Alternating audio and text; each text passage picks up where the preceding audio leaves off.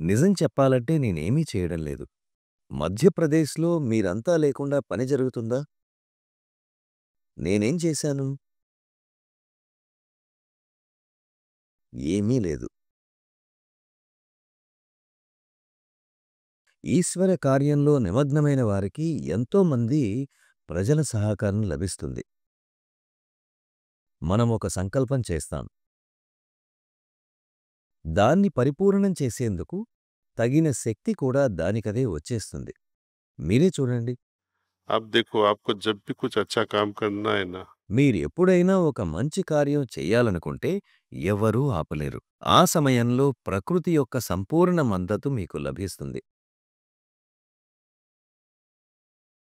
सब जगह से ప్రజల నుండి लोग ऐसे సహాయం मिलते ఎలా रहेंगे कि లభిస్తుందంటే, आपके काम అన్ని में చోట్ల हाथ నుండి వచ్చి छोड़ेंगे। సహాయ సహకారాలు అందించేవారు దొరుకుతారు. ప్రేరణ ఈశ్వరుడే కలిగిస్తాడు. మనం తయారుగా ఉన్నట్లయితే మనకు ప్రేరణ ఇస్తాడు. ये करो, ये करो। शुरू में क्या होता था मुझे, ఇది చెయ్యి, అది చెయ్యి అని ప్రారంభంలో నాకేమయ్యేదంటే, నాకు 18, 19 సంవత్సరాల వయసున్నప్పుడు కాలేజీలో చదివేటప్పుడు ధ్యానం మొదలుపెట్టాను.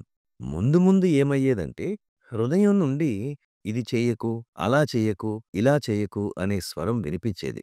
ఇప్పుడేమో ఇలా చెయ్యి, అలా చెయ్యి అని వినిపిస్తూ ఉంది. చాలా తేడా ఉంది ఇందులో.